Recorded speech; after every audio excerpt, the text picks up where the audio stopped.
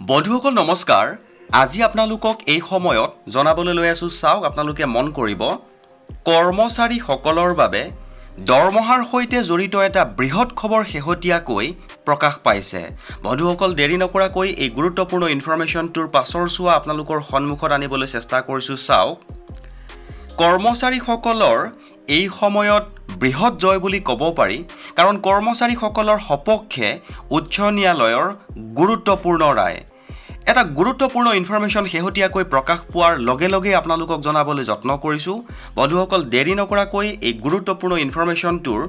পাছৰ চোৱা স্ক্ৰীনত দেখাবলৈ লৈছো চাওক কৰ্মচাৰীসকলৰ দৰমহা বৃদ্ধি কৰিবলৈ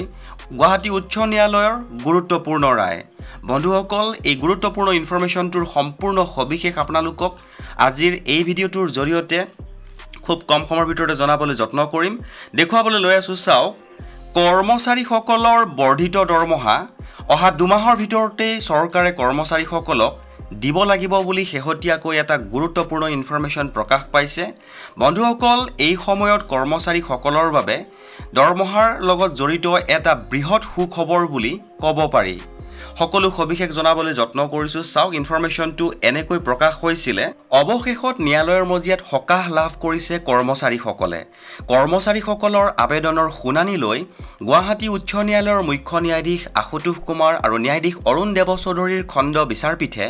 ভিন্ন পৰ্যায়ৰ শিক্ষা অনুষ্ঠানত কৰ্মৰত অনাশিক্ষক কৰ্মচাৰীসকলক পে স্কেলত দৰমহা প্ৰদান কৰিবলৈ ৰাজ্য চৰকাৰক নিৰ্দেশ প্ৰদান কৰে অৱশ্যে কৰ্মচাৰীসকলক কি নিৰীক্ষত পে স্কেল প্ৰদান কৰা হ'ব সেয়া নিৰ্ধাৰণ কৰাৰ কৰ্তৃত্ব ৰাজ্য চৰকাৰক প্ৰদান কৰিছে ন্যায়ালয়ে ৰায়দানত ন্যায়ালয়ে এই বুলিও স্পষ্ট কৰি দিয়ে যে নিৰ্দেশনাৰ প্ৰতিলিপি লাভ কৰাৰ পৰা 8 সপ্তাহৰ ভিতৰত শিক্ষা বিভাগে কৰ্মচাৰীসকলক পে স্কেল নিৰ্ধাৰণ কৰিব লাগিব উল্লেখযোগ্য যে ৰাজ্যত বিভিন্ন পৰ্যায়ৰ শিক্ষা অনুষ্ঠানত কৰ্মৰত অনাশিক্ষক কৰ্মচাৰীসকলৰ পদসমূহ 2018 চনৰ প্ৰাদেশিকৃত আইনৰ অধীনত প্ৰাদেশিকৰণ কৰিছিল ৰাজ্য চৰকাৰে কিন্তু পদ প্ৰাদেশিকৰণ হ'ল যদিও অনাশিক্ষক কৰ্মচাৰীসকলক পে স্কেলৰ পৰিৱৰ্তে ফিক্স পে হে প্ৰদান কৰা হয় কাজেই ন্যায্য প্ৰাপ্যৰ পৰা বঞ্চিত হোৱা কৰ্মচাৰীসকলে ন্যায় বিচাৰি গুৱাহাটী উচ্চ ন্যায়ালয়ৰ দ্বাৰস্থ হয় আদালতত গুচৰীয়া কৰ্মচাৰীসকলৰ হৈ যুক্তি দৰ্শাই অধিবক্তাই কয় যে বিদ্যালয়ৰ টিউটৰসকলকো পূৰ্বে ফিক্স পে প্ৰদান কৰা হৈছিল কিন্তু ন্যায়ালয়ে সমগ্ৰ বিষয়টোত হস্তক্ষেপ কৰি টিউটৰসকলক পে স্কেল প্ৰদান কৰিবলৈ নিৰ্দেশ দিয়ে এনে প্ৰেক্ষাপটত শিক্ষা অনুষ্ঠানসমূহৰ অনাশিক্ষক কৰ্মচাৰীসকলকো ফিক্স পেৰ পৰিৱৰ্তে পে স্কেলত দৰমহা প্ৰদান কৰিব লাগে বুলি অধিবক্তাই যুক্তি দৰ্শায় এনে যুক্তিৰ পিছতে উচ্চ ন্যায়ালয়ে বিদ্যালয়সমূহৰ অনাশিক্ষক কৰ্মচাৰীসকলৰ বাবে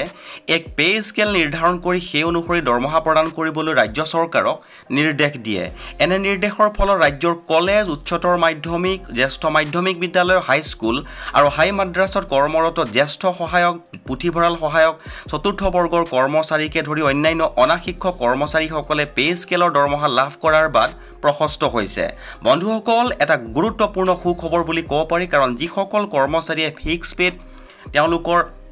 দায়িত্ব সম্পাদন কৰি আছিল তেওঁলোকৰ বাবে উচ্চ ন্যায়ালয়ে এটা গুৰুত্বপূৰ্ণ ৰায় দিলে যে এই নিৰ্দেশনা প্ৰকাশ হোৱাৰ পাছৰে পৰা চৰকাৰে 2 মাহৰ ভিতৰতে কৰ্মচাৰীসকলক তেওঁলোকৰ দৰমহাটো পে স্কেলত দিব লাগিব বন্ধুসকল এটা গুৰুত্বপূৰ্ণ ইনফৰমেশ্যন পালো পোৱাৰ লগে লগে শ্বেয়াৰ কৰিলো যদি ইনফৰমেশ্যনটো ভাল লাগিছে তেনেহলে আপুনিও এবাৰ শ্বেয়াৰ কৰিব বুলি আশা ৰাখিলো